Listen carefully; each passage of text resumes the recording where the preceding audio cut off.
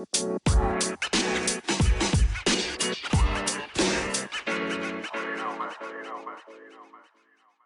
was an amazing sound effect. That is the excitement level that we feel here today. So we are going to talk to these fine gentlemen with a focus on fatherhood and husbandship, and also really technology. So welcome, everyone. My name is Tom Lehman. Middlemarch is my internet name. My co-hosts are Dovetail, at Dovetail on Twitter. You'll be able to find it. There's an I in there where you wouldn't expect it, and Piv at Piv_Piv on Twitter. And we are Capsule 21, an art collective focused on timeless art. So today, the two co-founders of Indelible Labs. If you have not been living under a rock, you know a lot about this, and we're going to try to give you some new content. If you have been living under a rock for a long time and you are trapped there and there's no food and your arm is trapped, you can't escape, and you're listening to this podcast, you'll be happy to know that I'll give you a brief summary, which is Indelible Labs is the first ever no-code tool for creating on-chain NFTs. So if you know about code, you know about no code, and no code means basically point and click, and that's very cool because it's easier than coding, and soon everything will be no code, and Indelible Labs will have to really adapt to that or go out of business. I don't know, they probably have a plan, but for now, they're in really good shape because there's a lot of code out there, and everyone hates it. And on-chain NFTs are basically NFTs that are better in some way. I'm not the best to explain that. I used to love them. Now I'm jaded, but I go back and forth. So why don't we get started and take a quick thing into Capsule 21, or excuse me, into Indelible Labs. But then I want to wind the clock back.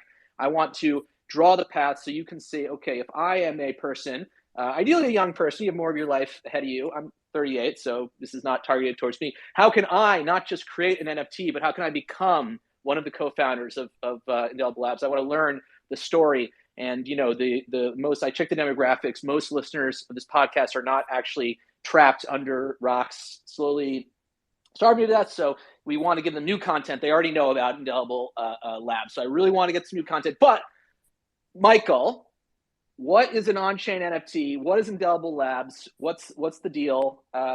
This is, again, targeted people under rocks. So, be kind to them. I thought you said that your audience was not people who lived under rocks. I'm currently this is the confused section whether I'm under a rock or not. Well, is your arm? Can you move both of your arms? Can you move at will? Is your name is your name Patrick? I had to cut one of them off, but there are very few viewers who are trapped under rocks. But for them, let's get the basics, because a lot of people out there probably. All right, let's do engagement farming for a second. How many of y'all don't know about Indelible Labs? Everyone knows. That's amazing. Okay, now how many of you are capable of? And not even just for the audience here. This is being recorded. Like, you got to set the basics. Yes. Okay. So that's true. People, this might be distributed to hikers as a tape that they can play if they go. Okay. Let's get to it. What is Indelible Labs? What's an on-chain NFT? What's the deal? How can I use it to make money? Well, I can't guarantee the last, but I can guarantee you it'll cost money.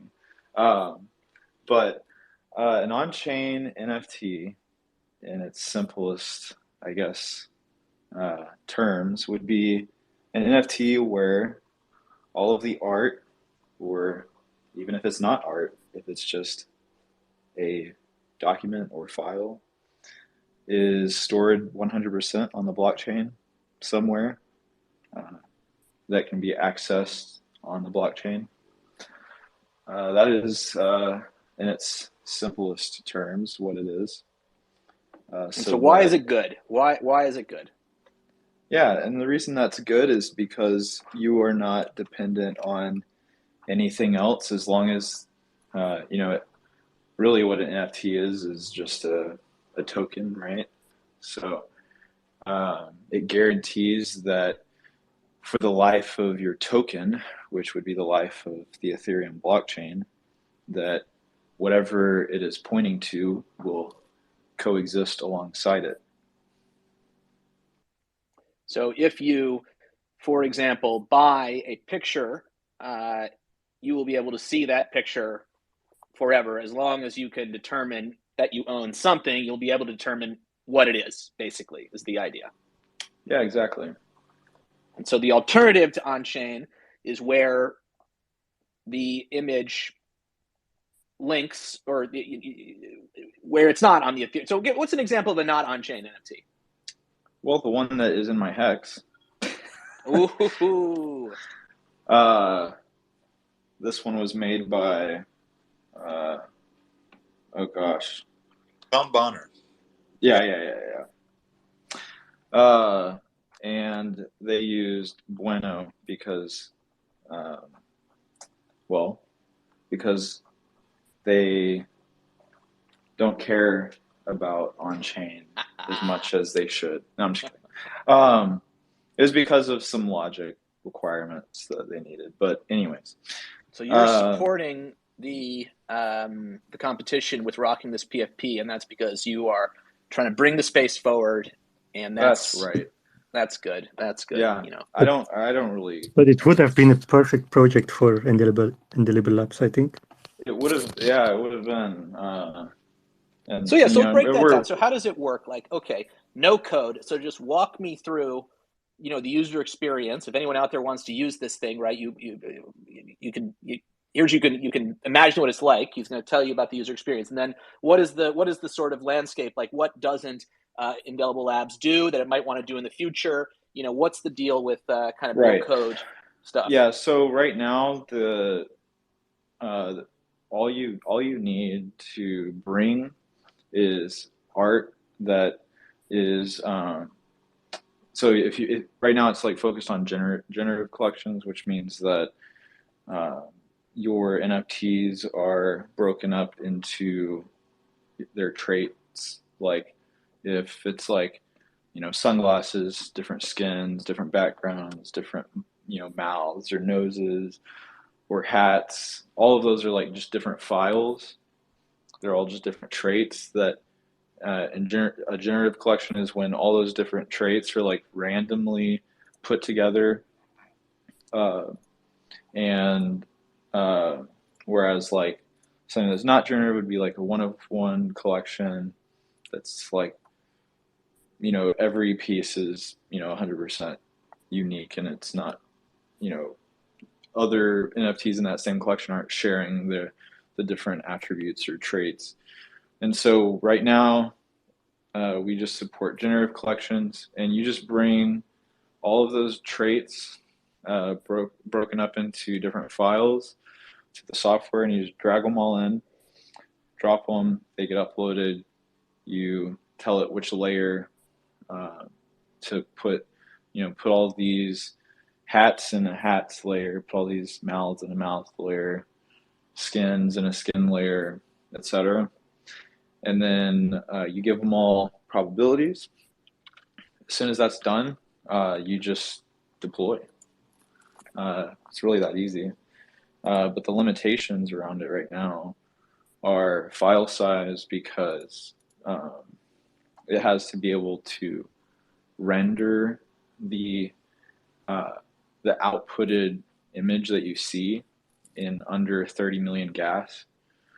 With anything that's over 30 million would cause it to revert, the transaction to revert, or the request, I guess, on the view method. And so that would just basically cause none of your NFTs to load anywhere. So there's limitations around that. The limitation that we have in place right now is that every image needs to be under 2 kilobytes. So every trait needs to be under 2 kilobytes, every file. And so that's why you'll see a lot of them that are like pixel art, because you can bring these super tiny, like 32 by 32 pixel PNG files, and they're like, on average, I think between like 200 and 500 bytes, which is way under the limit, and also super cheap to upload. And the software, whenever it renders them, it will just scale those tiny PNGs infinitely, and basically render it as a vector image in a way. The other option is to use SVG files if you don't want pixel art. And we've had some collections launch using SVG files, like the one that Rob has as his PFP. But again, you're locked into the 2 kilobyte file size. So you have to be creative in how you can design the SVGs so that each trait is under that file size limit. So let me ask this question. So this is very interesting. So the file size limit is important because, of cost, basically. Like there's no physical limitation of this, overall approach. You can do anything, but really you want to keep the file size down and keep the cost low. So how much is it going? If I use Indelible It's not Labs, the cost. It's not the cost. I mean, if someone wants to spend more, I don't mind lifting limits if people want to pay more to get more data uploaded. It's the rendering of it whenever it is all coming together. You have these every file is converted in the view method from bytes to base 64, and then all those strings are concatenated together. And so the larger that every file is, and the amount of layers that you have will eventually cause that view method to run out of gas, which has a 30 million gas limit. Right. This is a good point, right? So the expense on the view side is the base 64ing, and you're base 64ing multiple things, and then you're base 64ing all of that together. That's a good point. And I think long term, the gas limit, and even with like providers like Alchemy and so forth, like you can get around that exactly. limit. So maybe the gas limit. I definitely for see max that compatibility, but I agree that it's good. But cost is a meme for this kind of thing. Sure. What is the what's it going to cost me to deploy a collection on Indelible Labs? Yeah, I mean, it just depends on the GUI.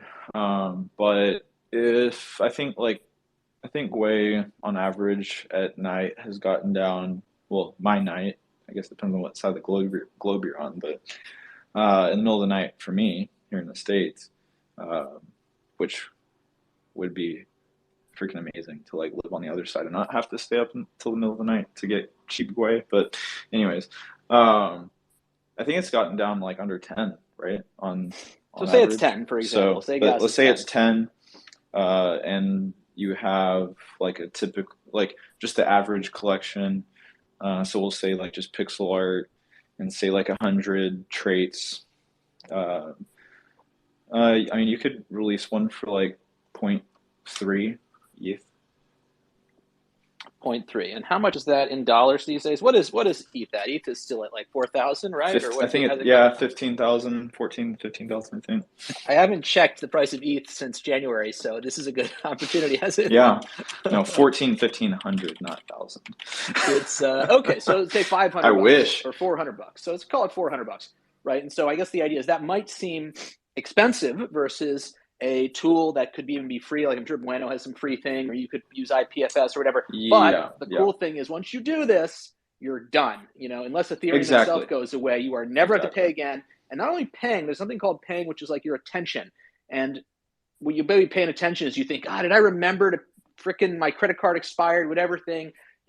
It's very easy. Like the most effective way to attack someone, I think, is for if you want to delete all of someone's stuff off of Amazon, you just make them forget their credit card number or make them forget the expiry, and then it gets deleted automatically. If you want to cancel a service, I was once trying to cancel this service that like needed all these security questions to cancel it. I said, okay, don't pay for it, and it's canceled. That's the sort of life hack to canceling something or really messing yourself up. For this, you can't. Now it's actually kind of scary because if you don't like it, you'll never be able to take it away. But the question of on-chain is just whether you look at that $400 and say, hey, that's really expensive, or whether you look at that and say, hey, that's the cheapest thing I've ever seen. And that's kind of the so what so for Bueno, for example, and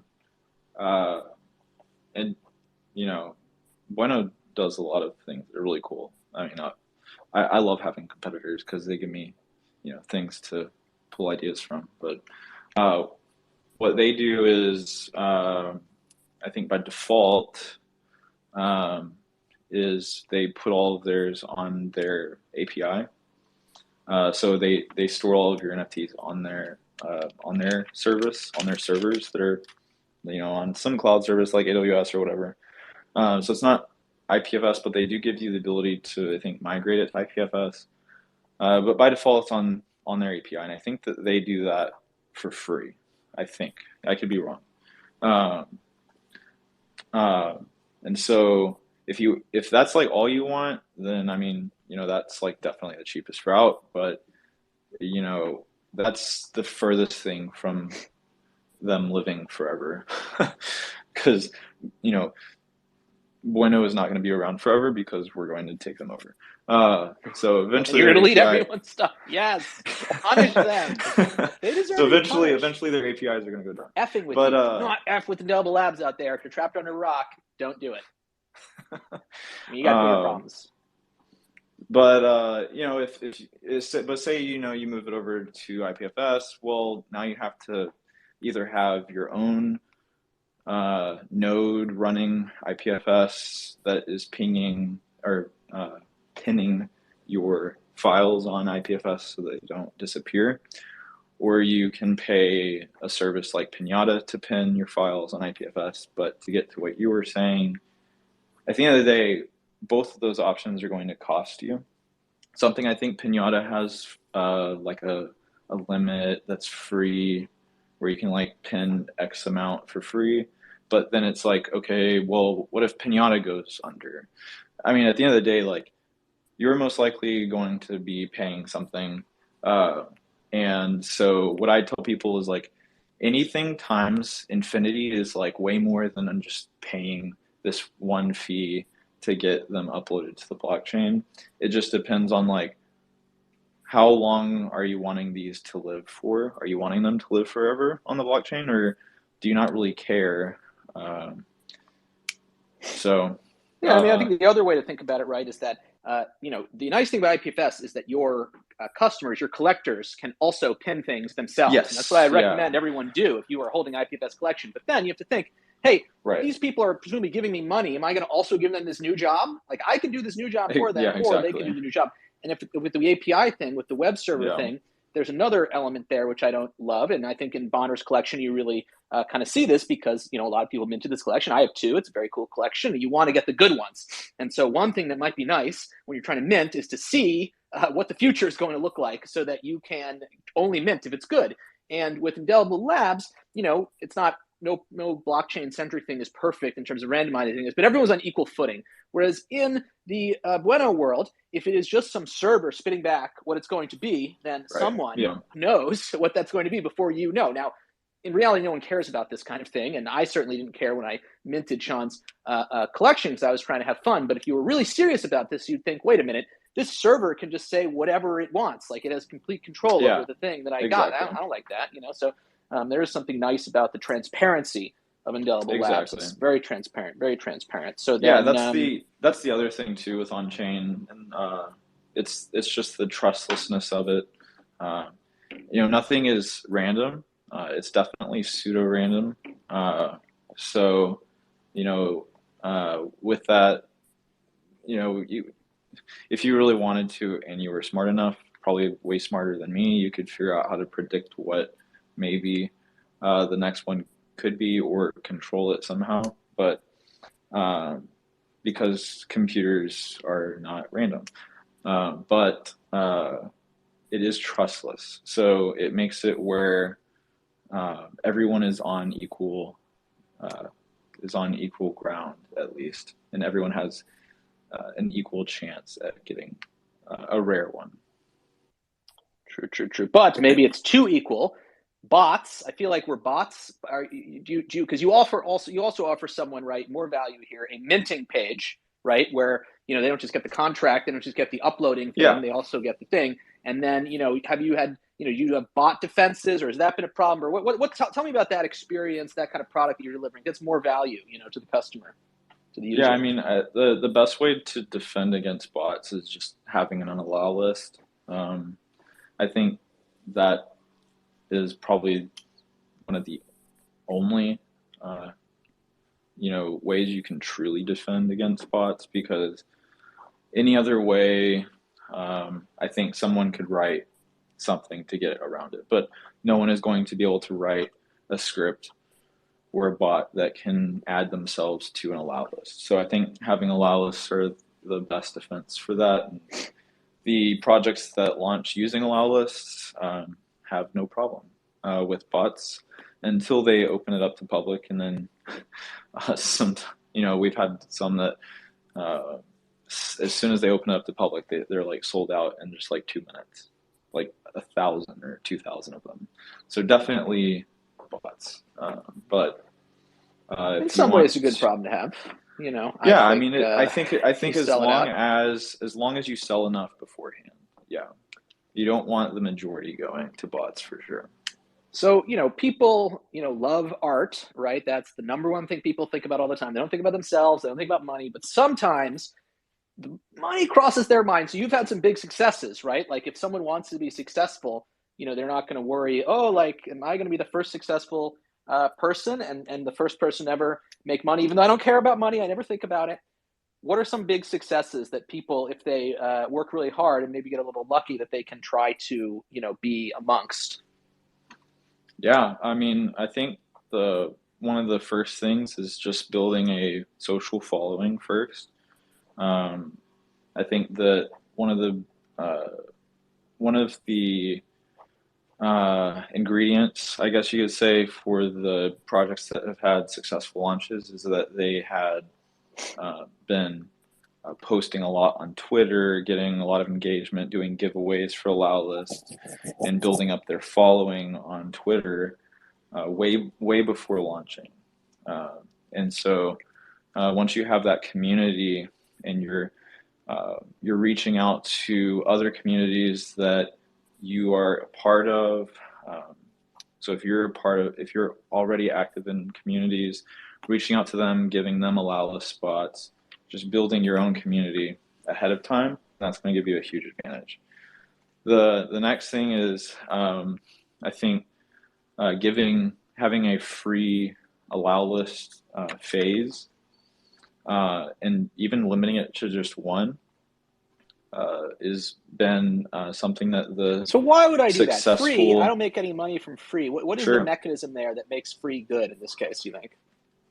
I think it's just, you want to have this like initial momentum, and the free phase, I would say, like, it's not like going to guarantee you that you have a successful one. And there's also been successful launches that didn't have a free phase. It's good to have that momentum of just people talking about it, people getting it, people feeling it, Yeah, create some initial momentum, but also I think, like, it just kind of shows that you care about the communities that you're a part of by giving them the ability to claim a free mint before increasing it. So it's just like, giving back to communities that you're a part of. It's I think a good show of community to do that. But other than that, I think just finding a good target price for mint. I think, like, the price for the successful ones that have launched on our platform have not been over 0.02 mint price. Sean Bonner's was not on our platform, but his just minted out and it was 0.02. CryptoMarks was 0.02. Proof of Pepe was 0.02. My final form was 0.02. So I don't know if 0.02 is like the magic number, but it sure seems like it could be right now in this market. So finding a good mint price. But we, just like all of the other stats I've given, there have been projects that do this and don't mint out. So it's not like a guarantee. I What about think, the max? What about the total supply? That Michael actually texted me some of these tips, and I like look at them like every day, so I'm like very clued into this. So I just want to make sure he touches on this issue. What's the right total number of things? Because more yeah, things means more money, right? Or maybe not. It's actually maybe better to have fewer. yeah. I mean, I think that that's also another stat for the successful ones. They've all been under 5,000 total supply. I think they've ranged between 2 and 5. Um, and so we've had collections mint out that were 10K collections, but it's definitely a lot easier to get. It's obviously going to be easier to mint out if there are less to mint. So uh, and I think also by default, um, it will increase the value of the NFT if there are less of them. And so, yeah, I think that right now, if I were to release a collection, I would pick around 2,000 to maybe 3,000 for a total supply. I think that seems to be like a good number for right now, at least in this market. Got it. Got it. No, makes sense. And so, this is a real hidden benefit to running a company like this, a website, a product like this, and for us too, talking about it, because it's like you see a lot of stuff, so we can kind of like ask Michael, like, okay, what does it take to be successful? And he's got some context. So let's keep pushing this. So if I'm doing it right, there's the strategy, the economics, and the community side, but there's also the art and the meta Exactly. involved. And so, meta basically means like what meme you're tapping into, but it's called like meta in this current moment. So what are some art styles, topics, metas where you've seen successes, and just any thoughts about like, that kind of meme driven, it's like what's captivating people Yeah. right now, you think? I mean, punks are king. Still. So still, they have yet to be dethroned. But punks, punk derivs, and even derivs of punk derivs. Like I think my final form was like a deriv of multiple punk derivs, Wow. all squashed together. And then like proof of Pepe is like the, the combination of the Pepe, meme and the Moonbirds collection. But I think something that they all share though is that like they were like some of them were shocked. Like my final form just had like this shock factor. Like when you see it, like what the fuck am I looking at? But it was like kind of like it wasn't like what the fuck am I looking at? I don't like it. It was like what is this? This is kind of like weird and intriguing. I think I actually kind of like it. Um, and then Proof of Pepe is just like they just look dope. Like he just did a crazy good job at designing those and making them look like Pepe and the Moonbirds. And then the crypto marks, they were just like really cool and weird and funny, and were like this whole meme around Mark. So it's just like they're all like different, but I think just uh, tapping into a meta, um, a current meta, is definitely going to help.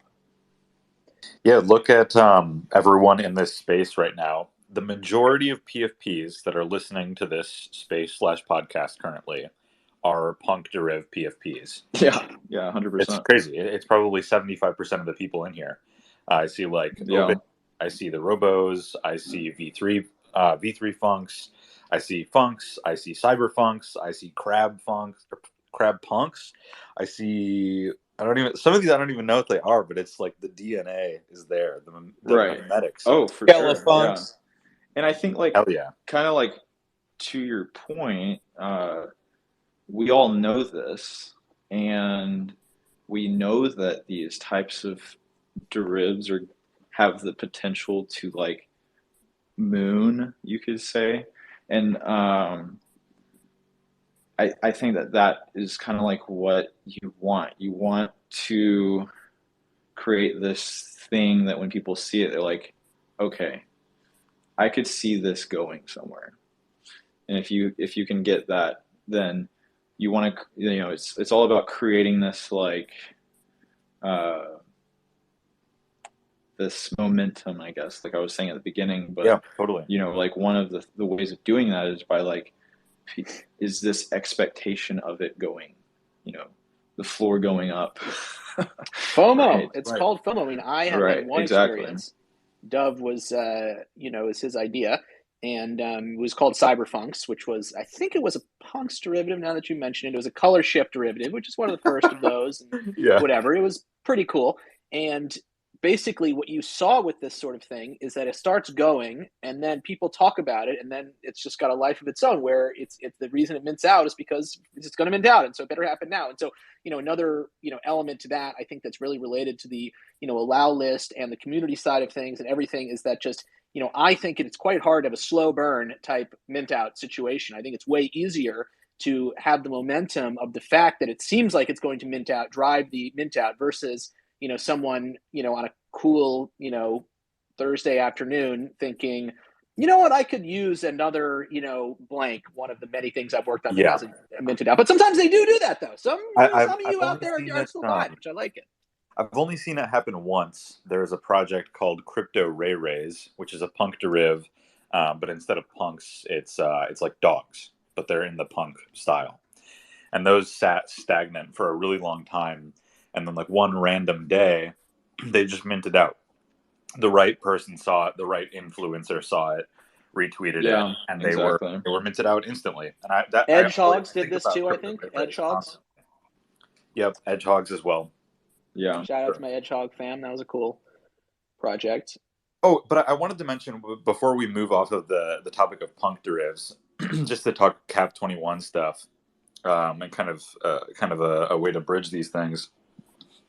In this very long-winded thread that I've had pinned on my profile for a long time, following the release of the project Yunks, I talk about how the punk has become more than a punk. A punk is more than a punk.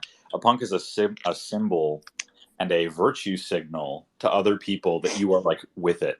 You understand what is culturally relevant. You understand Web3. You understand crypto. You understand memes. You are early. Like the punk represents all of these things. And then like furthermore, like we can break that down. Having a punk derivative, I think, signals that you understand Web3 better than an OG CryptoPunk does. If you have a punk derivative, that means that you are like really down in the trenches, like doing the work of like understanding the memes, understanding the culture in a way that I think a lot of people with punk PFPs like aren't necessarily doing.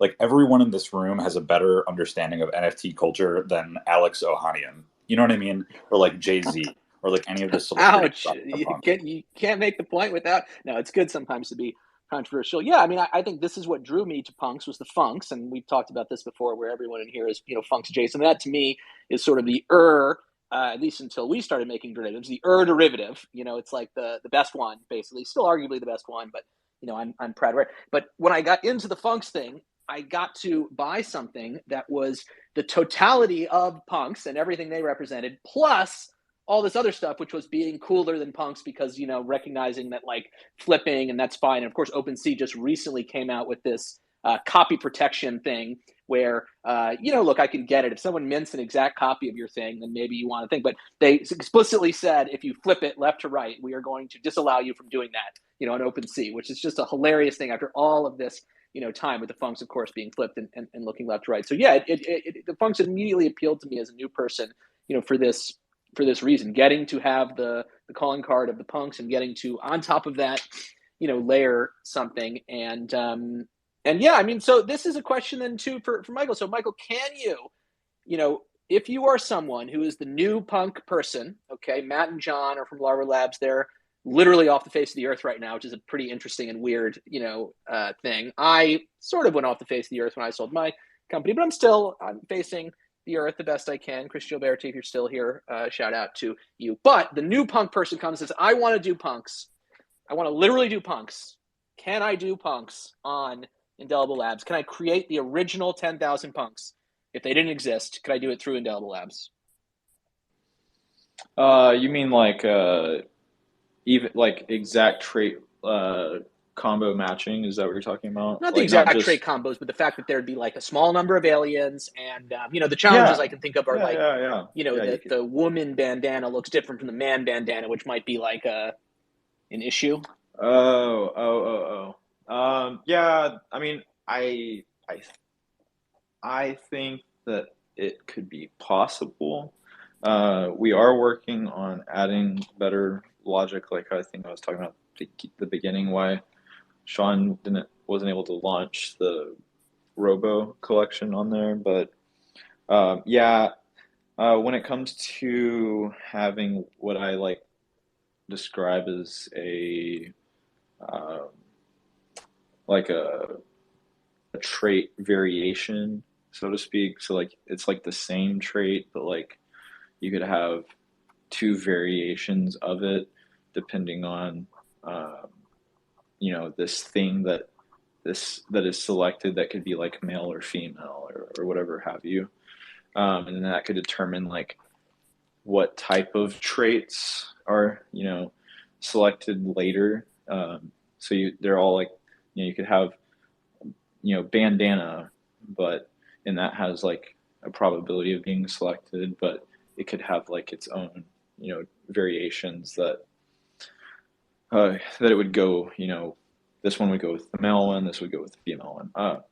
So that's kind of also like the aliens can't have facial hair, so that's like interesting. It's interesting that Indelible Labs is home to so many punk derived projects, because the CryptoPunks themselves have such an incredibly complex set of like logic problems. There's like, this trait can't do this trait always does this, you can't combine these, if this is this then it has to be this one. Like there's a lot of logic in there. In C21 this week we've been kind of trying to like break that down and catalog it, which I would love to share in the future, because I don't think anyone's ever like written it out, but it's very cool. And it's been cool to see people like overcome that technical hurdle and create cool looking collections that don't require all that super complex logic. Yeah, I agree. It has been cool, but right now the only logic that we support is, if this trait is rolled, force this other trait to be rolled as well. So like pairing traits together, and so you can override, like say like if this trait on this other layer would have been rolled without the linking involved, like the linking like forces it. No, I want this layer to be. Oh, so can you say if woman bandana is rolled, then woman base type must be rolled? Yeah, I mean exactly, but I think if it was that simple, it would work. I think the problem is like, okay, there's like, I think also like different skin tones, and you can only do like one base type. But yeah, I think I haven't had a chance to like play around with creating a punk deriv on it. I probably should, just to like see how far I could push the logic with what we have. But we've definitely, just with that like one logic, like this, if this is rolled, then force this other thing to be rolled. Like there's been like some really cool logic paths that people have created to like do what they want. Yeah, you've got to bring it to the ability to make a punk, and then you've got to make a. I mean, you said it yourself. Punks are still king, and so the tool has to evolve to a state of over time. Like I was saying, I think the next thing that I want to add is like this trait variation logic that I think would solve that. And so whenever we get that added in, I think that'll add a lot you can do logic wise, and then also the opposite of trait linking, which is like trait blocking, where if this is rolled, never roll this trait. But that's actually like a pretty complex thing to add on chain. So I need to spend some more time on that. But that's the reason why, like, because all of this logic happens on chain, that's why we have very little around linking logic available, because all of this has to happen on chain within 30 million gas. But Right. Yeah. You want to roll something, and then you're going attribute by attribute, and you're picking a random one, and then, oops, I have to now go back to the beginning and change something. Yeah, it's like a whole thing. So, yeah. what else then? Well, it's very linear. The logic is linear, so that it does not go, it doesn't loop. We do it that way on purpose to make it where it doesn't run out of gas. So if you have like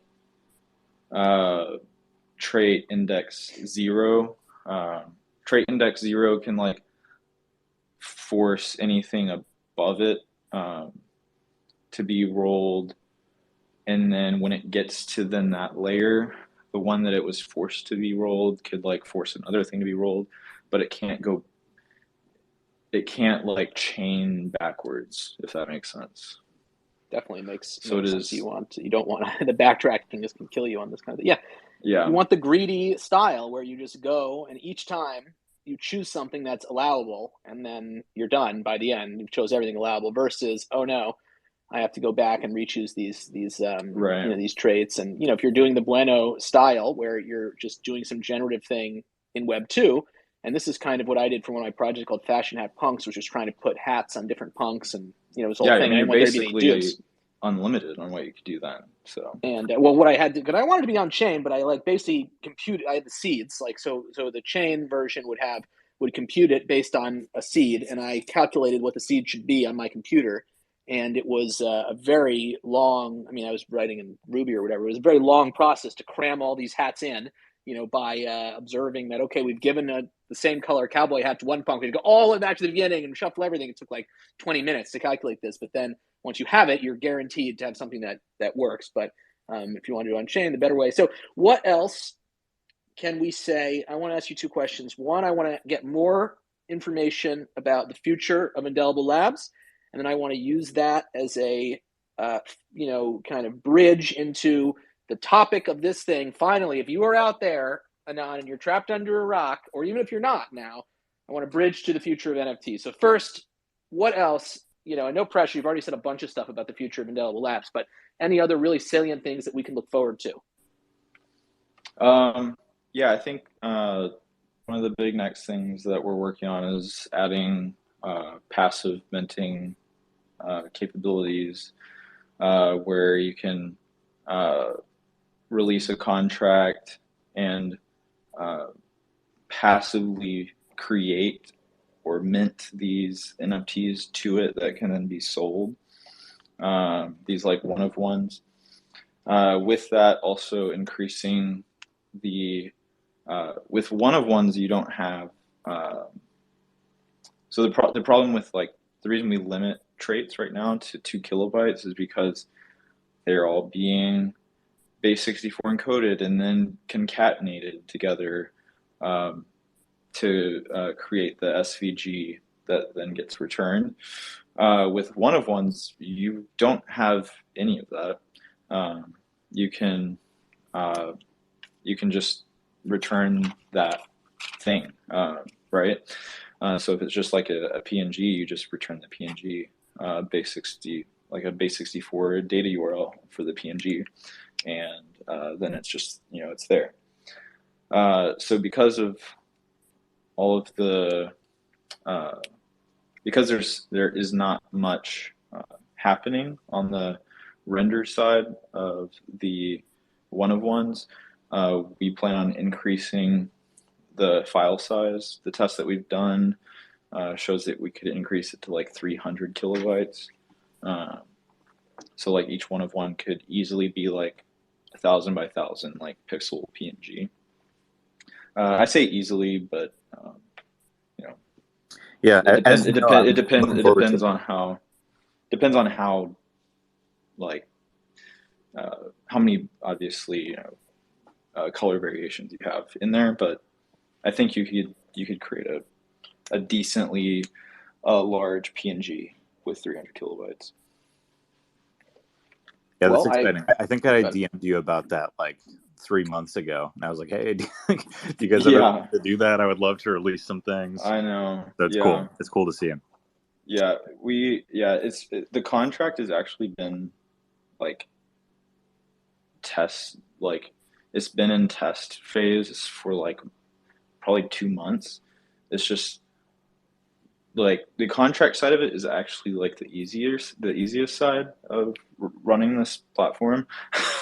We can create a contract in like a couple of days. Obviously test it and whatnot takes longer, but building the UI and the APIs and everything is what takes even longer. So I'm very excited to get that done, though. I think that'll be awesome to see really large files on chain. But with that, because it's just like a data URL, it really opens it up to be like pretty much anything. So it's not even going to be just where it's limited to images. It could be a 300 kilobyte music file, a 300 kilobyte movie file, because it's just, okay, what's the MIME type? And is it under 300 kilobytes? And then it just, it stores it on chain and returns it. It doesn't really matter what file type it is. what is the cost? What is the cost? Yeah, I mean, the cost would be definitely a lot more, but I think there could be use cases where it would be beneficial. I think for 300 kilobytes, if it was like, the cheapest way, like you cut away at like 5 or something, I think it would be 0.3 to 0.4 ETH just to upload the one file. Yeah, that's pretty steep. If it's a one of one, It is you have to sell it for exactly. a high price. You would have to then turn around and sell those things for like at least an ETH to make it worth your time. Yeah. But I think that there are people that could do that could create one of ones, put them on chain forever, and sell them for 1-2 ETH, depending on who they are. So I think it could be used, but it doesn't have to be. You don't have to max it out. Like you don't have to max it to like 300 kilobytes. You could just do like a 50 kilobyte one. You could do an SVG file, so you don't even have to worry about it being 1,000 pixels by 1,000 pixels, and it just is a vector image that is somewhat detailed, and it's like 50 kilobytes. Well, I did famously have the first ever one of one photograph on Indelible Labs, which is also the first ever collection on Indelible Labs. Wow, I'm making really this about me. So if you want to know that, you can probably look that up somewhere. But I was on the cutting edge. It's on our feed. If you scroll to the very, very bottom of the feed, you just keep going. You'll see Middlemarch's pretty face at the bottom. Yeah, just keep going. That's where I am. But if I'm looking at this right now, I think basically this was this photo, which was not that big in the end, cost me it wasn't so bad. It was like 0.15 or something like that, which kind of a lot for a novelty joke and whatever. But I thought it's going to be worth a lot actually. Yeah, but that's ETH was also low back then. ETH was 1,100, so that was good use of low ETH. But it's really a very cute little thing. Good question. What was the gas when I deployed it? 23. So I was living it up. I just wanted to get it out. You could have gotten it cheaper for sure. Well, I didn't want someone to pip me and get the first the first collection. So okay, so we got the future. I want to talk about the past, but first, okay, everyone here came to know. Forget Indelible Labs for a second. Don't forget it, but de-emphasize in your brain. Zoom out. What is the future of NFTs? And let me put this on you and just say, okay, what are we all here actually doing? What's going to stand the test of time? What is just fun? And just fun's cool. It's cool to have fun.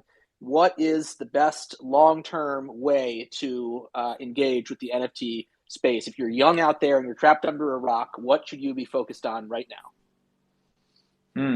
I think I don't think it's black and white as far as like what you should be doing. I think that the future of NFTs could be stated that it's you would, if you look at what NFTs are, it's just decentralized proof of ownership, right? So if you wanted to answer that, what would NFTs best be used for? You would just say, what would decentralized proof of ownership best be used for?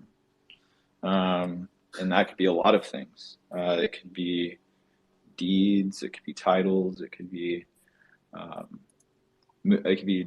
tickets to a concert, tickets to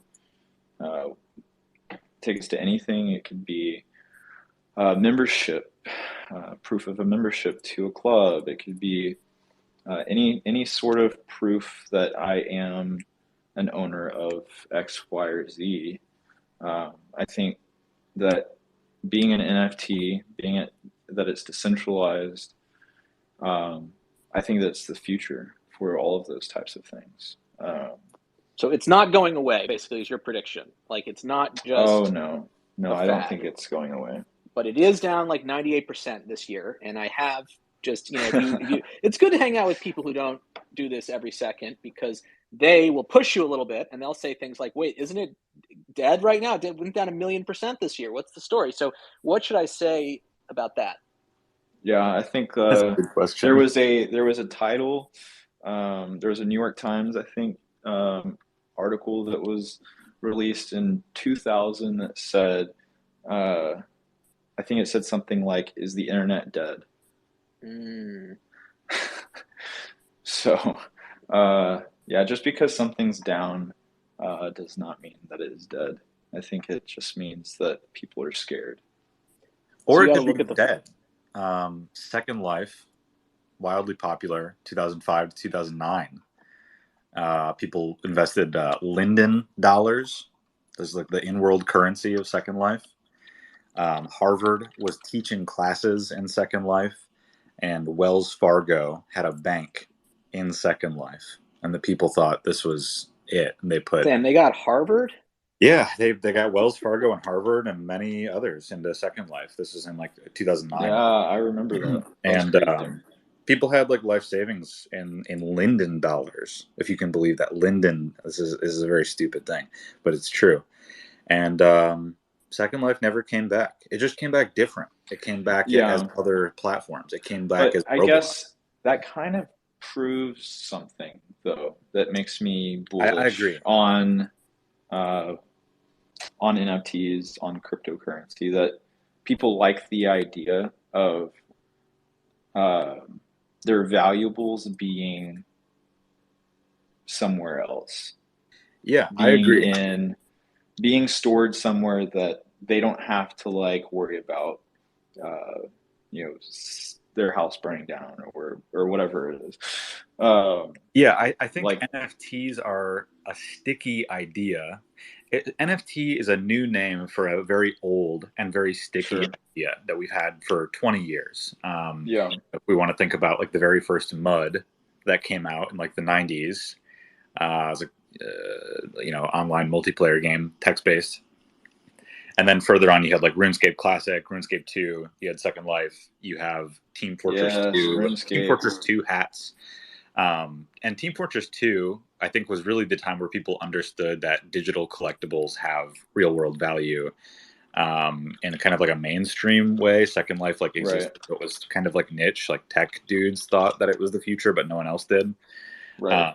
But the fact that you've seen digital collectibles like reappear in culture so many times. Exactly. Like, NFTs might not be the thing, like punk derivatives might not be the thing that in 5 years is really amazing and popular, but the concept will. There's definitely it's definitely proof that there is a desire for these collectibles to go a certain direction technology wise, and I think that when blockchain technology came around, where it made it possible, specifically with the Ethereum blockchain, where it made it possible for these collectibles to exist in somewhere that's decentralized, so that you don't have something like Second Life disappear and all of your life savings go away with it. Right. I think that is the answer to what people were wanting, all along. So, well, here's my issue with Second Life. If I were to say their big marketing problem, like, why would you call it Second Life? They should just call it Life. Like, why are they saying, oh, it's the worst one, as it's worse than what you have now? It's like, what? That's terrible marketing. Just call it Life. Famously, that comment is an entire episode of The Office.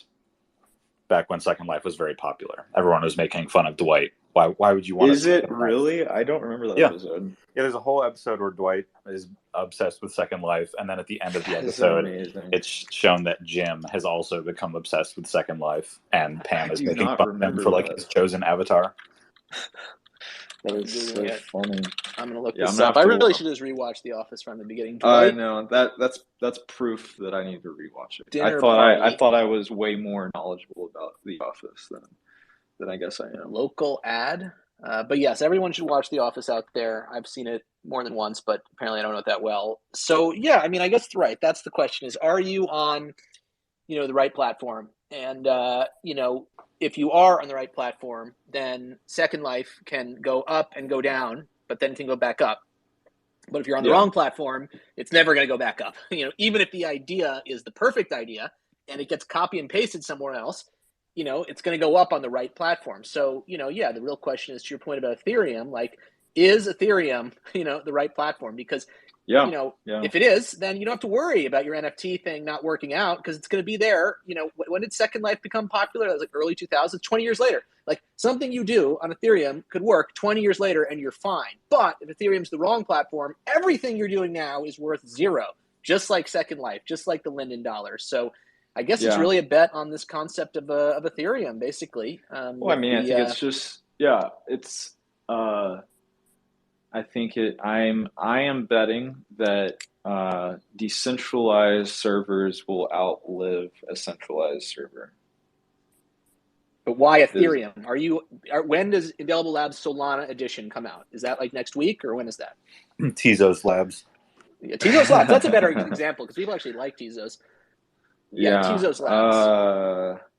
I'm not against opening it up to Solana. I think there's definitely a market for Solana NFTs, but I would hate to get called or DM'd. Your app's not working. No, it's just because Solana's down. So Ethereum's the best one, basically, on the merits, essentially, even though it's expensive. Yeah, you have second layer, chains like Polygon that. Yeah, what about L2? Are you doing L2? Not right now, but I do want to add L2 chains to it. I think that would be like a terrific use case for people if they don't want to pay the cost of getting it on mainnet. You could pay to get it on something like Polygon that's an L2 chain. There could be, I'm not going to guarantee that L2 chains will, live as long as the mainnet, but it's definitely a cost. It's the more bueno cost-efficient way. It's the bueno of chains. Sure. Yeah. There you go. It's the bueno. Bueno que la. The bueno version of on-chain, I guess, NFTs. I wanted to ask, before we get too far away from this future of NFTs question, and this is for you as well, Roberto, I think, just as a team, as individuals or as a team, you're talking about the future of NFTs, and maybe it doesn't look like what we're doing right now, but it looks like this other thing, and you can tie it to a business, you can tie it to membership, you can tie it to a piece of software, et cetera, that you were kind of talking about, potential future use cases for NFTs. It seems to me, and maybe this is incorrect, but I'm asking, what's like the team philosophy on NFTs as art versus NFTs as tokenized like utility that exists and has an image but is not really related to the image. Is Indelible Labs built around any like semblance of the idea that someone will release a quote unquote serious art project unquote on your platform? Like how do you guys view NFTs and art as a, you know, we're at the crossroads between those two things? Yeah, I mean, I think that there is a market for both. And I think, you know, especially when we add the passive minting capabilities with the one of ones, that it'll be more enticing for, you know, you could say like quote unquote serious artists to use. But what's not serious about the arts, the artists that have launched already? I don't know. Yeah, I think that totally. they're, you know, I'm not. Rob and I are not art critics over here at Indelible Labs. If you, you know, if you want to use the tool, you can use it as a serious artist, as someone who's just wanting to create utility, and we're just here to help whatever it is that you're trying to do. We don't really. I don't think that we have like an opinion. I mean, we might have an opinion, but we won't share it. Don't say that. That's an amazing thing to say. We will never share it. And if we do share some opinion, it might be a lie. We might actually think something different. No, but that's true of everyone, right? Like all the time, people are. I mean, you know, I don't think it's fair. You know, we're like I said, we are a tool. We are not an art gallery. I'm not. We're not art critics, even though we might internally criticize I'm art. just playing. I know, yeah. Right. You know what I mean? Right. So, you know, I understand. But I hear what you're saying. I do appreciate good art, and I think that good art is like huge if you want to be successful in releasing NFTs. I think like having this like really good combination of like being a serious artist and not taking yourself seriously, right? If that makes sense, like being good but like not taking yourself too seriously, I think is like the best place to be. But For sure. 100%. Okay, cool. So, you know, I want to take things a little bit different directions now and everything, but like I just want to first say, you know, thank you everyone who's been listening, and thank you to myself. I've been doing stuff too, but y'all have been, you know, very attentive, and I think throwing out emoji, which is good for the algorithm. If anyone has any questions for our guest, the Indelible Labs crew, Michael, Rob, we can get to that. Put your hand up. Let's do it. But we're going to do it in a rolling way. We're not going to have any dead air on this podcast, which is a key no-no from an engagement and algorithm standpoint. So I want to take things in a different direction. And, you know, this is, again, you know, the person under the rock maybe will like this less because it's new to everyone. But just, Michael, could you take us all the way back? Oh, we do have a request here, but I'm going to let Dove. Dove, you said you would. Here, okay, you do. Okay, good. Espresso, do you have a question? Hey. Yes, I do. Is it all right if I ask it? Yeah, go Awesome. for it. So I'm about to launch a project on Indelible in a day or so, actually. Do you mind if I ask, has anyone ever put a one of one within the collection? It's a pixel collection, but the one of one, not pixel art. Has anyone ever successfully done that and been under the 2 kilobyte limit? that's a good question. I don't know that the one of ones have been non-pixel art yet, because we've only recently added that capability. Yeah. But I can imagine that creating a one of one SVG under 2 kilobytes would certainly be more challenging. Yeah, exactly. But okay, cool. I would be intrigued to see what you come up with, though. Yeah, I'll let you know. But you do have new, maybe you can come out with this, but like I feel like you were talking to me about it. You like upgraded general support for one of ones within like broader collections. Is that right? Yeah, thanks to you. But yeah, using the linear congruential calculator or generator. What is it? Yeah, generate it. Whatever it is. I'm down. Yeah, I think it's the linear congruential generator, LCG algorithm. It's pseudo random, but guarantees exact. It guarantees that a trait could will be minted exactly how many times you tell it to. So you could say for it to just exist once in the collection, and it'll only exist once. Before that, we were using just other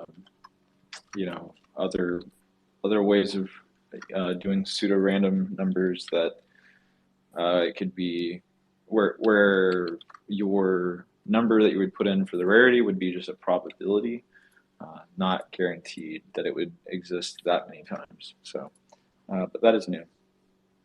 Cool. Very cool. Very cool. Who else? You can still ask questions. We're not doing dead air. Okay, if no one's putting it up, then I'm moving on. So, we've talked about the future of NFTs. What about the future of NFMe?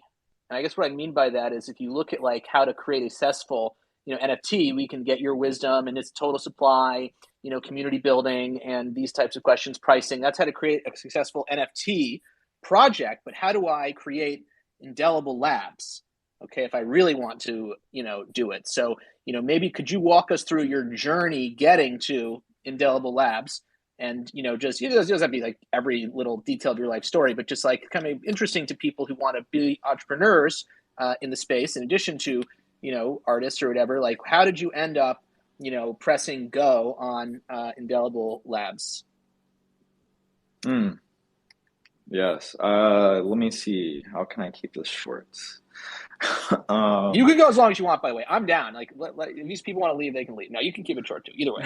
Yeah, I'll try to condense it. But I mean, Rob and I have both been we've both been software developers, software engineers for a while. I started programming when I was like 13, so I knew I was going to be like programming the rest of my life when I was like 13 Hey, years so out old. there, if you are older than 13 and you haven't started programming, you're effed, right? You're just no, quit, leave the space immediately, no and stop luck. engaging with it. No, you keep engaging with it. Wow. That was the key. No, anyways, we've been programming for a while. I think that it might have played into a little bit, but I think it's just it just shows passions come at different stages for different people. For me, it just came super early. Definitely does not mean that you're fucked if you just started programming at like 30. I mean, who knows?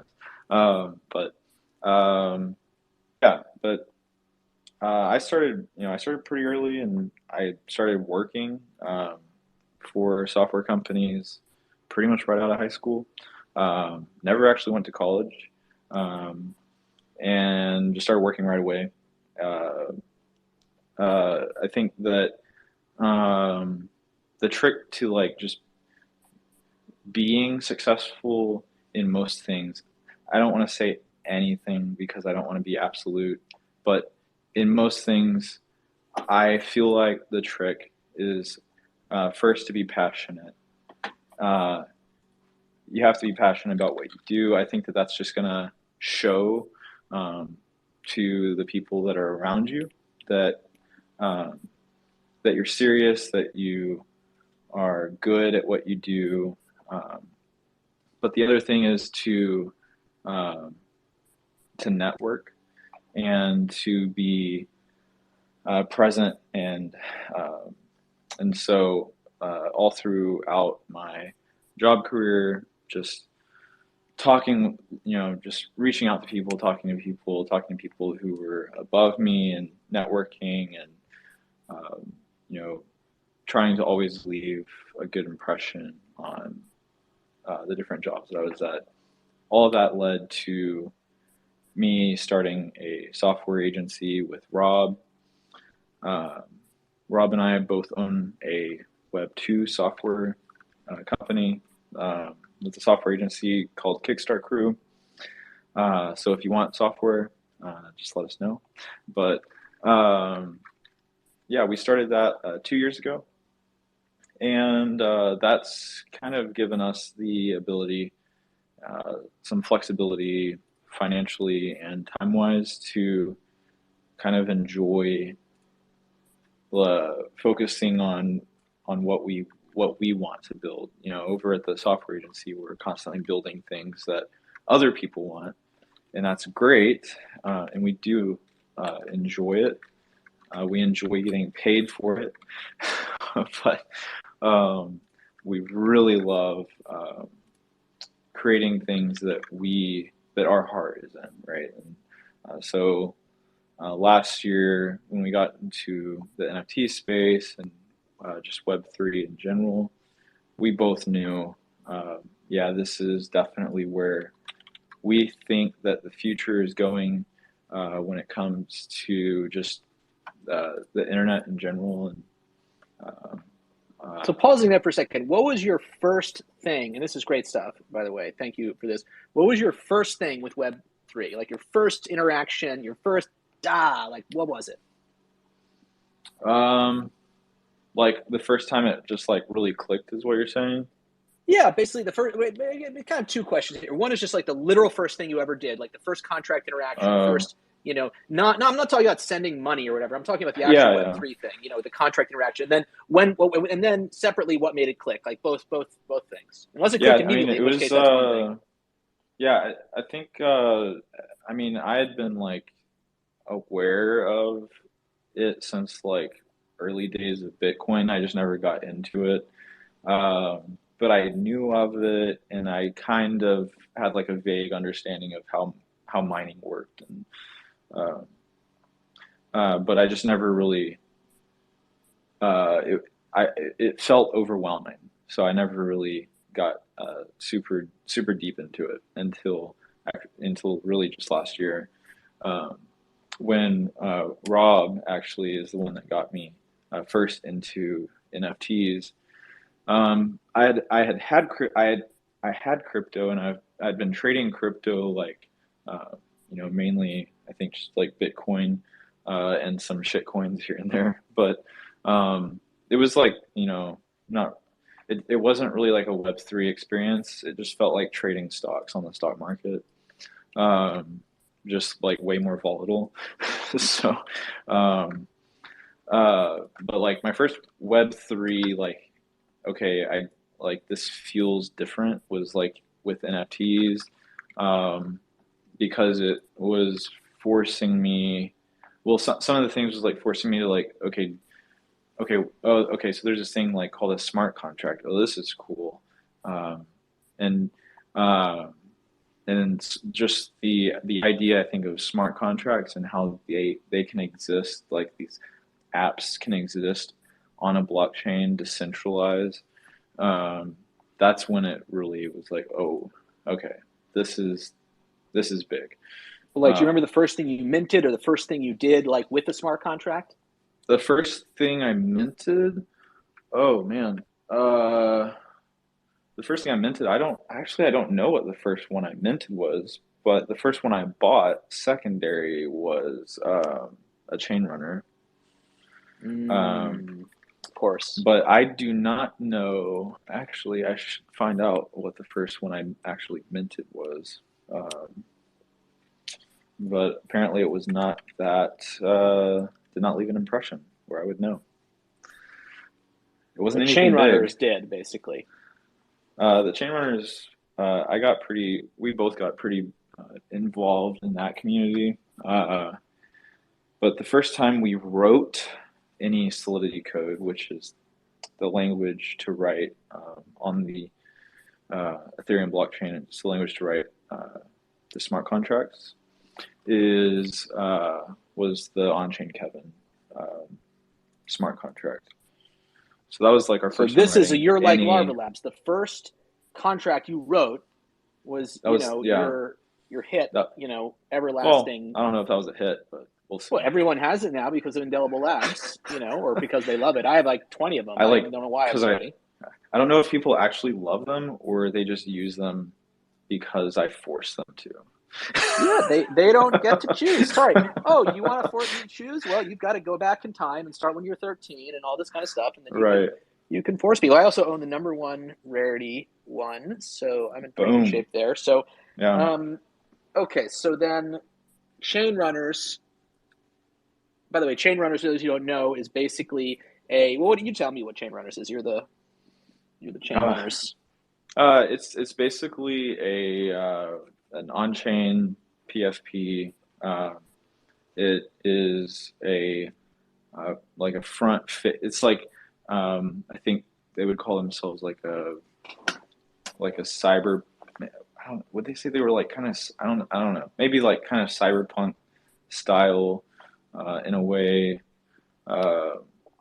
but basically, like, I think their goal is to like be game avatars, game characters that can exist in these different like metaverses. So they created the on-chain version first, and then they already came out with the 3D versions of them as well.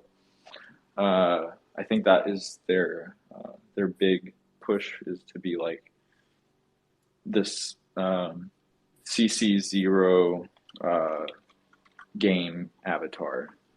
So if I understand correctly, I actually have been out of the loop on them for a little while as we've been heads down building Indelible Labs, but yeah. Very interesting. And yeah, Chain Runners, if you go check it out, like, these are pretty expensive things.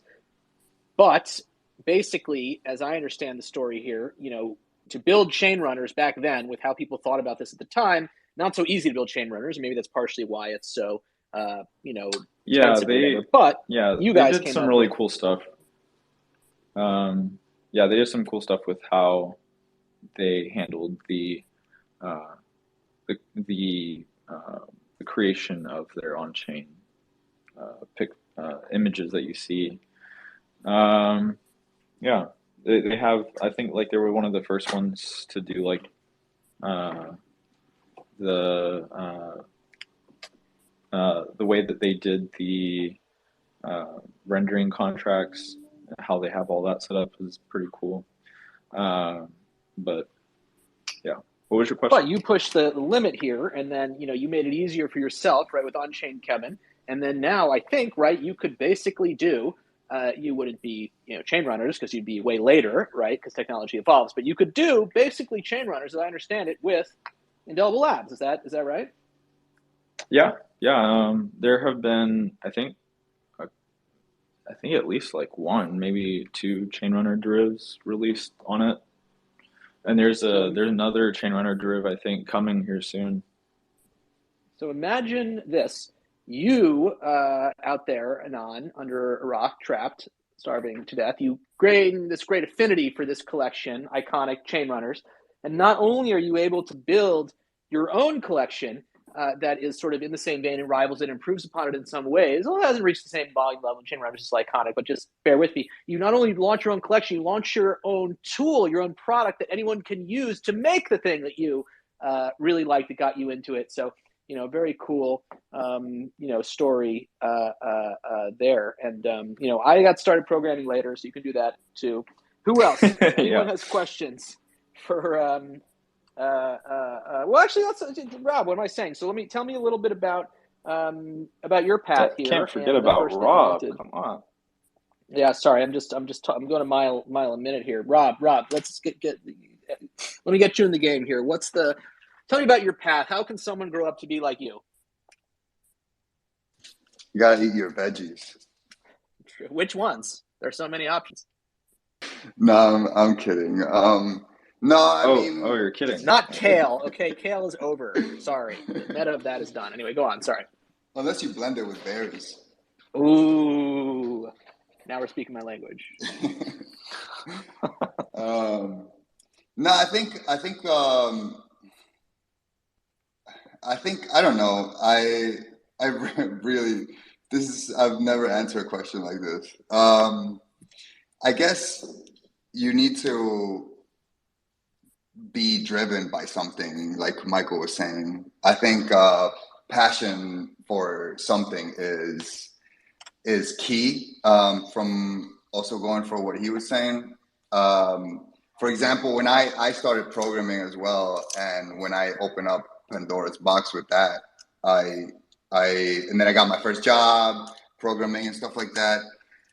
I until today, I really do see it like, well, majority of the days, I do not see it as a job. So I love what I do. I love programming. I love the whole nature of code, of creation of it. So having passion for something, I think it's key. It doesn't have to be that too. Like Michael was saying, it's not, contrary to that, is not, doesn't have to be coding that you have to do to get involved in this space. I think I see so many people that have so different talents. And I think that's why or we went the route that we were. Actually, where he was saying that I got him into NFTs was sort of, I never looked at NFTs because I always had this idea that it was, it's like for artists. And I'm going to be honest, and I think Michael knows this too, I'm more of like the back end kind of guy in this whole thing. And obviously I touch in there, but I do not have that great of an eye for like art and design. I can tell you what like looks cool and what I think looks awesome. But on a general, I stay on the back end. So I didn't really know what I could do in the space. So I never really looked into it. It wasn't until I actually looked at or came across some article talking about, it was hating on NFTs, saying that if sort of the server went down, then I don't know if it happened or something like that, but sort of like if it went down, you don't have an image anymore. So that's when I really started diving into on-chain NFTs, not because I knew about it, because I actually got curious and was like, couldn't you just put an SVG into the smart contract if that's actually how it works? And I went down this path. I even told Michael about it before I even knew that these existed already, of course, which to my surprise was really well built already and deep in by the time I got in there. And that's exactly how it was done, actually, with SVGs. So I found this thing that I could get involved in. And obviously, along with Michael, we co-founded and did the tool, which facilitates artists to do this, because we saw that was the biggest pain point, that actually us as engineers have had some sort of pain points as well. Developing this, coming from Web 2, we just saw how crazy it was to put something on chain and be completely immutable for the most part. And if you get a bug, good luck. So we wanted to facilitate for artists and be like the bridge for that. And it was somewhere where I was passionate. I'm passionate about coding, creating this, and facilitating other people. But I mean, you could easily apply this for anything. If you're into social media and you're good at this, you could probably, and you're passionate about it, you can get involved in so many different ways. And you don't have to create anything new. I once got a really great advice that it's said that if you want to innovate, or if you want to create something or start your own company or start something, you don't need to create anything new. There's so many things that already exist that you can combine, and it'll appear new, and you'll have something innovative that you I'd can go sell. even further and say, don't create anything. You shouldn't create anything. Yeah. What makes you so special? You think you could come up with some new idea? There's so many ideas out there. Exactly. This is That's one what of I'm the saying. number one. Good. Combine things that already exist, and you already got something. Indelible Labs, the idea of a no-code tool, Exactly. has been It's not around new at all. for forever. It's just we created the first one that does on-chain NFTs, so it appears new. No new ideas. And this is what I always say, like back when I was CEO of Genius, you would get, when you're CEO, you get the chance to like be like art director kind of person, yeah, make it cool. Like that's what I want. And always what I'd be obsessed with, and maybe this was bad actually, like I don't know if it was good, but I would just really say no new ideas. I don't want a single new idea. And then I'd always say, like, as important as your design is, I want to see the references. I want to see where it came from, basically. Like that's as important. So, that was always anyway, we got people here. Let's talk to people. We got Celine Fields, who has a real hand up or fake. Dove? That's a real one. I'm calling it. All right, let's do it. Celine, let's hear your question. What's up? I hate putting hands up, but it's here, might as well use it. I think it's great. So basically, all right. Web3, blockchain, Web2 business, loyalty program, NFT investment, buying NFT, getting loyalty discount, buying NFT, connecting wallet to Web2 store website, unlocking discount. Is this illegal? This is Which not step a in there? legal advice podcast. You're like 10 steps. It's one illegal. That's probably fine. I did not take Adderall today. I am so lost in what you just said. Look, I'm do a so loyalty as program fuck. with a wallet, basically. Is this Yeah. kind of the idea? I think it's cool. I mean, look, I think wallet as identity is like the number one thing that you can use to convince a normie person who hates NFTs and hates you that Web3 is good, because it's like a platform. It's a completely neutral way of having having identity. You don't actually you don't need LastPass. You can release yourself from the strangleholder of LastPass's boot on your throat, because you have something that can't be owned by. So I like the idea. I love the idea of saying, hey, we're going to do it with open standards. We're going to do it with signing messages and this kind of thing, and you won't have to worry about creating a new account or LastPass boot on your throat. So I think it's very cool, and I think if only MetaMask just got a little bit better on the phone, you could imagine like an Apple Pay bloop bloop that does it. So I'm into it. Is there interpreting it correctly? Is there existing technology where, let's say you have a Web2 store? Is there existing technology, like it's kind of like it's like in the Discord when you want to verify your wallet, right? It's to access certain rooms. Is that possible to do on a website where you verify your wallet and like it kind of unlocks discounts? Yeah, I mean, we have Indelible Labs token gated to on-chain Kevin holders. You can token gate anything you want. Wait, are you literally a rewards program? Are you exactly what this question's about? This is what I was designed for. This is amazing. Go on. Sorry, I interrupted you, Mike, but I was just thinking like rewards program. You give this rewards program to the Kevins.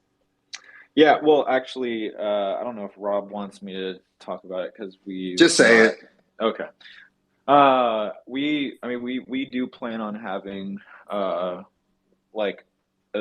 we do plan on building out Web2 plugins that you can have with like BigCommerce and WordPress that allow you to like token gate or provide, like what you're saying, discounts on your e-commerce site if you hold one of the tokens or one of the NFTs from the collection. So definitely possible, and it's also something that we plan on adding to our list of features. Is it so you didn't take enough Adderall to understand the question, but you actually are building the product that the question was about? Yeah, no, I was just kidding. When I'm taking Adderall, I just process it quicker. It just took me like a minute longer to process. That's all. One last question, if I may. So like you're saying that, like, are you developing technology to be able to do this, or is the technology already developed? You're just working like your own plan. I mean, To be honest, I would be shocked if it doesn't already exist. I think that I have seen it somewhere. I could look. I don't know off the top of my head the platform that allows this, but yeah, I'm pretty sure like an e-commerce Web3 plugin. I'm pretty sure those already exist, but we just plan on making it where it's available for people who launch collections on our platform to use with their collections. But Okay, fire. yeah, It's a great question, great answer. One thing you could look into it's a more basic thing that allowed you to build this, but the standard here, I believe, is called sign in with Ethereum, which is a standard that allows you to, learn the user's wallet and what NFTs they have if you want, and then you'd have to go on top of that and develop what we're talking about here. But the ability to sign in and reveal to the website who you are in a secure way, that exists and is a very cool thing. And I think Indelible Labs either uses literal sign in with Ethereum or something like it. Do you use sign in with Ethereum? we use Ethers.js, but like the sign in with Ethereum is the thing where like it tells you how to like set, you have a flow for like setting the cookie and all this stuff. Like no, we wrote everything ourselves. We just use Ethers.js for the wallet connection process, but we handle everything else. Would ETH be the best option to go?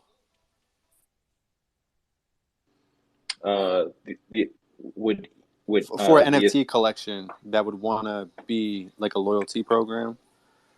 That's just that's up to you. I mean, I think Ethereum is definitely the largest NFT. The Ethereum blockchain has the largest NFTs. It's the largest market of NFTs. So that would be probably my preference. But there are others like Solana. But they all have their disadvantages. All right, sorry. I'm very new. Well, I won't say I'm very new, but in terms of like understanding the tech, that's what I'm working on. But yeah. Yeah, I would go with Ethereum right now. Our software only works with the Ethereum blockchain. Like I was saying, it is the biggest. It's the most reliable, in my opinion. But yeah, what do you think, Middlemarch?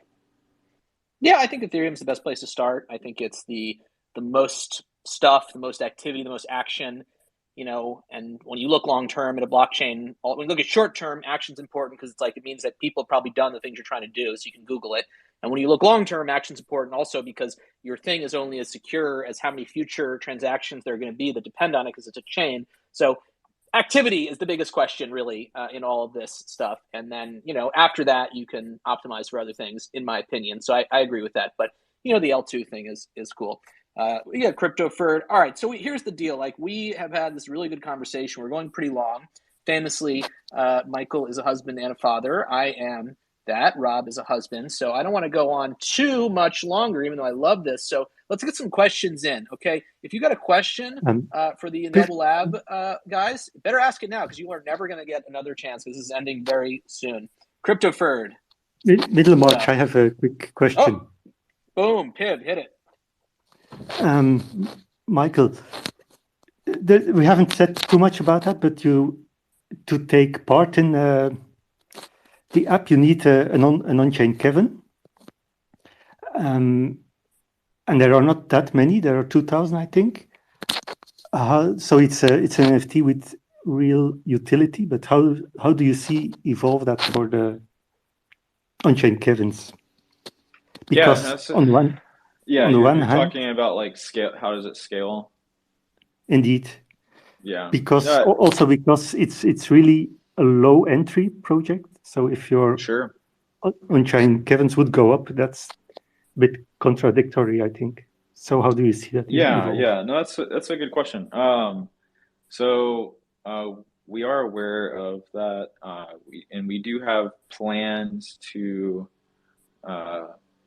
change. I'll just say how it works for the long term.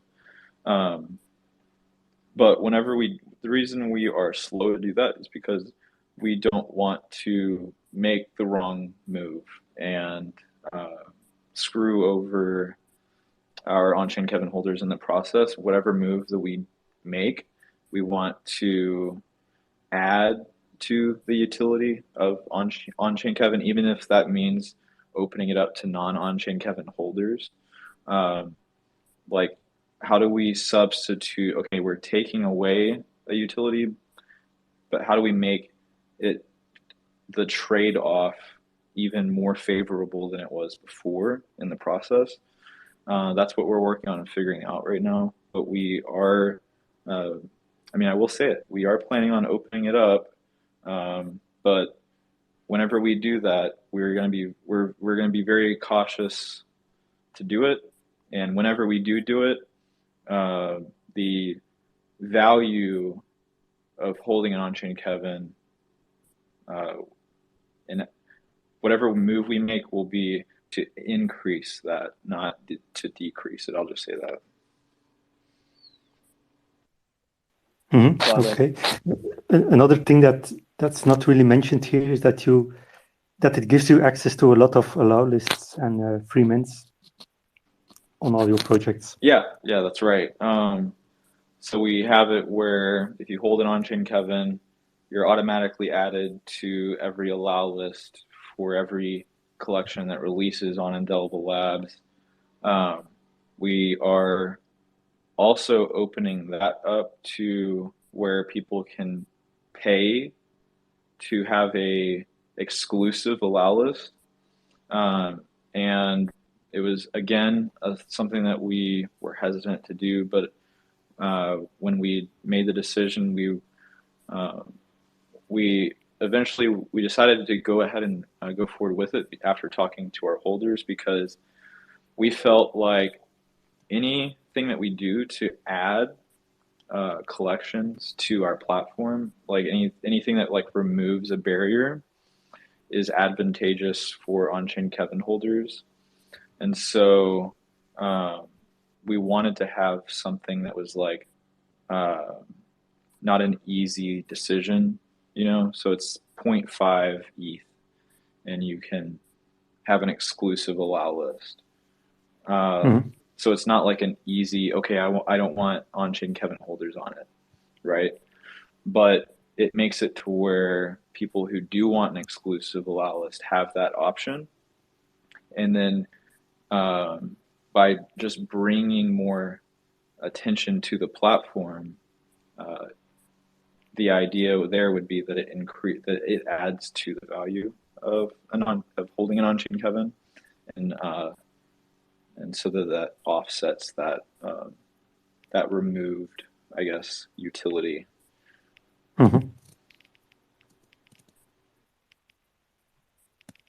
Well, I'm in shock because I own so many of these things, and I was planning that I was going to retire based on the fact that I think it's a good move, and I think you're right. I think the epic legacy of on-chain Kevins will live on, and especially if you have the rarest one, the only one in the collection, you're probably fine. Any more questions? You will never get a chance, ever. What? Oh, never. You know everything? Oh, there are 50 people in this space. They all know everything. Wow, we must be. I'll hop in. Yes, thank you. Do it. Hit it. I'll hop in. Hey, Michael, Rob, I just wanted to quickly say, if I can end off with an endorsement, because we're basically an Indelible Labs project. We came out of there. And if I can give people some context on what our experience was, I think it might help more people kind of get some idea of how easy and helpful these folks are. We always wanted we're a utility-based project, so that's to address, again, the question that came up before, can an Indelible Labs project have utility, essentially? But we're basically a utility-based project, but we wanted to drive in some intrinsic value for our NFTs. And I just felt like being on-chain was the answer. But when we were speaking to a lot of developers before to get this on-chain, we were either hit with it's too expensive, or they just didn't know how to do it. So when we came across Indelible Labs and just kind of saw the mechanism and how simple it was on the back end and how responsive everyone was in the Discord as well in helping, it was just the process was amazing. And to be able to give our holders the ability to mint an on-chain piece, which they can just kind of in a couple of years' time just appreciate on its own outside of the utilities that we're bringing to the arts and the film sector. It just kind of like, I think it's just great for the long game, and I appreciate everything that, you know, the Indelible Labs folks have done for our project anyway. So yeah, I just kind of wanted to end off with an endorsement. Our whole experience with Indelible Labs has been amazing, and I think it also helps because when we do future airdrops, we'll be doing on-chain airdrops exclusively because I see a lot of value there. So yeah, that's my 2 cents. Hell yeah, appreciate that. First ever, I'll plug your project, Tonal Muse, the first ever musical instrument NFT collection stored on ETH, stored on the blockchain, and tonalmuse.com. So yeah, check that out, and great to hear your experience. Thank you for that. Who else? No dead air. I'm just going to keep, come on. CryptoFerd said something. Espresso, you're back in the game. What do you got? Hey, I just want to second that endorsement. Using Indelible Labs was an amazing experience. I'm so happy that I found the platform and happy to be a on-chain Kevin holder. Absolutely love it. So thank you for providing it for us creators. Hell yeah. It means a lot. I appreciate it. Echo that for sure. Indelible Labs is huge. I haven't used it personally, but just seeing so many people be able to use it is really cool. I don't have a question per se, but yesterday I want to give a shout out to the Edge Files project, which I'm not sure if that's indelible or not, but the Edge Files. It is indelible. Oh, amazing. Okay. Yeah. So let's talk about the Edge Files.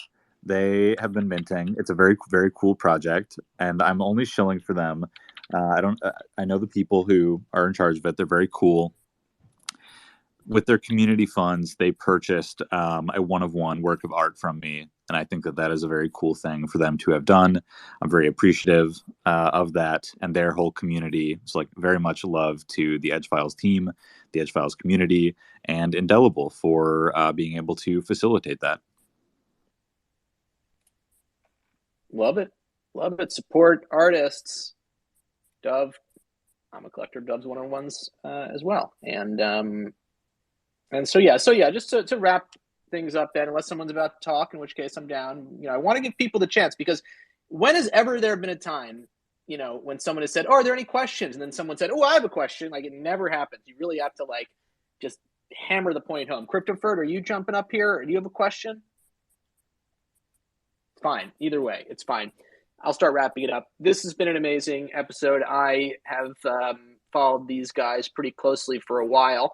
I remember I first met them when they were tweeting about on-chain Kevin and some of the technological advances that it had made, and how it was changing the game, because it was, a new approach to rendering, on-chain graphics, basically, on-chain images, basically. And, as is traditional in the Web3 space, when I first saw it, I checked the contract hastily and immediately jumped to the conclusion that what they were doing was actually not good, and they didn't know what they were talking about, because that's what always you have to do in the Web3 space. But then I looked closer, and I realized they were right, and they really were changing the game.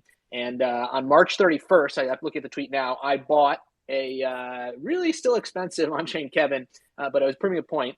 And I said, my thesis is that as other projects adopt this technique that was pioneered on-chain Kevin, demand for the original will rise. Little did I know that would literally become true, that the demand would rise because people would have to use the on-chain Kevin as a utility token. But anyway, I've been following these guys for a while. It's been amazing to see what their pursuits have blossomed into. And, we're still early. So you can all consider yourself very lucky to be able to watch this, and extremely lucky to hear the final question of the night from CryptoFerd. Big pressure. What do you got? Hey guys, glad to be here. So going back to the previous, can you guys hear me? I just want to make sure. Yes. Okay, good. Because I've been having all kinds of tech problems. I'm driving right now and trying to connect. It's terrible. The last previous space you guys had, we were talking about the dubious dupes. I was wondering if you said that you might have had a solution to that. Did you already cover that? I was a little late to the space, so. Oh yeah, you're on the road trip. We discussed this in DMs.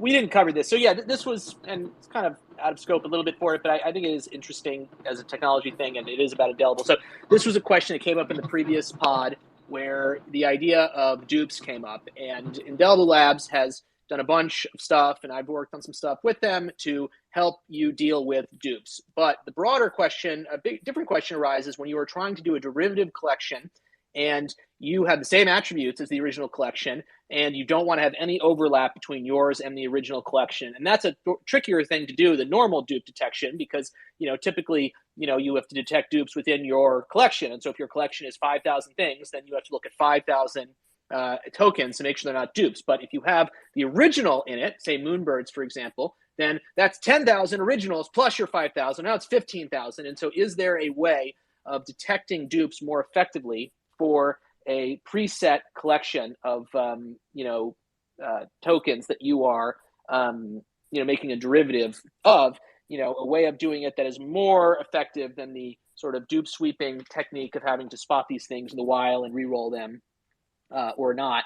And I was just looking into this, and what I was thinking about, and tell me what you guys think about this, but my belief is on this, that dupe detection is a lot easier if you know about all the tokens you're considering in advance, right? Like in this case, you would know the 10,000 Moonbirds tokens and what they are before anyone minted anything. And that's because you can, if you know all the tokens, you can put them in an order. And if you have the tokens in an order, you can sort of treat it as like an array, basically, and use like a binary search or something like this to find out whether a new token is present in that existing array.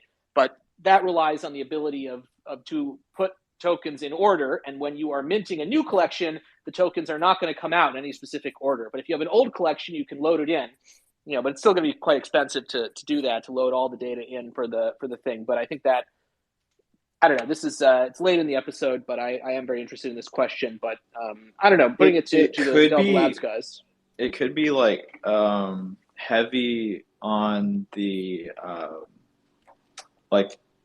on the server that would be doing this, but I wonder if there's a way that you could like run through prime numbers and keep changing the prime numbers in the linear congruential generator like until you get no matching dupes in what it spits out versus the collection you're checking against. And then you do all that ahead of time so that the prime numbers you're feeding the collection won't result in dupes. Maybe there's something there. I think there's I think that makes, I mean, if you're doing the LCG approach, then you can you're not only you're with the LCG approach, right? You're not looking at probability of dupes. Then in the end, you're looking at there's just an exact number of dupes. So in the version of the site now that I was just playing with before the show, it still shows you the probability. But if you have the LCG, I think if you're doing it that way, then you can kind of vary that or vary the offset. But I was thinking of it as how in your code, when there is a re-roll, right? You set the extra data, you kind of redo it again, and I was thinking that code could also efficiently check for whether that thing had been minted in the previous collection, because you could have all the tokens in order. But I think in the LCG approach, I think that if you're doing that, which presets the thing, I think that's a better way to do it. It would just be like it'd be interesting. I wonder how heavy that would be. Can I just quickly jump in on what we did with the dupe situation on our end? Sure.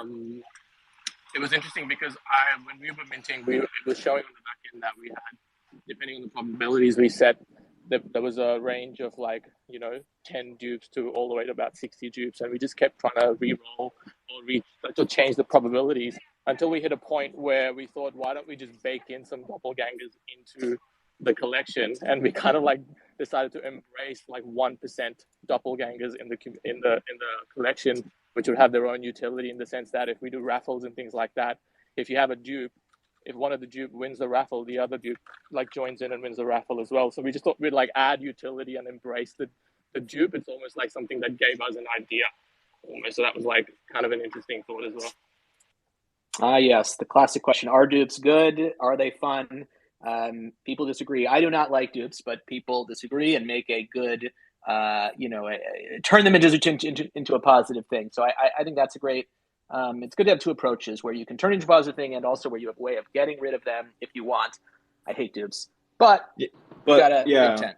But also using LCG though, you can guarantee at least that before we were doing that, we could say there might be 5 dupes. We don't know, but now with using LCG, we can say these prime numbers, and if you have no idea what I'm talking about, that's totally fine. But basically, the linear congruential generator uses prime numbers to randomize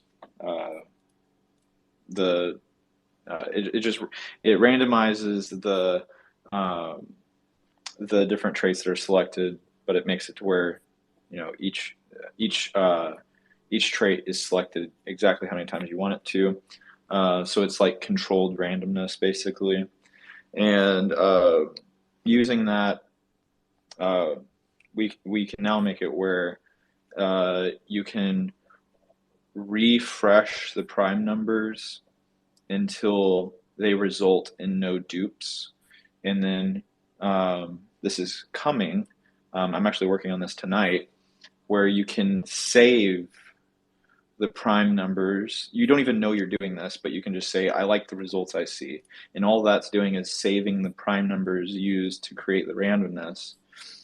And it will make it where when it actually mints, that those, the combos will exist in production. They won't exist in the same place. Like it might not be token ID, 20. It might be like in when it actually mints, it might be like 205, but the combinations will be the same. Very cool. And so I guess if you vary the offset randomness, that will change the appearance of the thing, but not the way it's actually very interesting. So this is cool stuff to come. Definitely, please look at the Indelible Labs Twitter for this. I want to see this. I'm interested in this feature. As Michael says, the back end contract thing is interesting, but it's really just like takes 2 seconds in comparison to the front end thing. So I'm curious to see how this works. Thank you all so much, but a special big thank you to Michael and Rob, the Indelible Labs team, for coming in and teaching us a little about not just what's going on in NFTs today and where Indelible is going and how it can help us, but teaching us a little about how we can get better, at building, how we can get better at creating tools, at helping other people, and just getting a view inside their head. It's been great. So really appreciate it, y'all. And last thing I'll just say is I'm 4 followers away from 5,000. So, just don't unfollow me. I'm not going to say follow me. I'm just going to say don't unfollow me. How dare you? But if you want to follow me, that's cool too. But this has been the C21 podcast.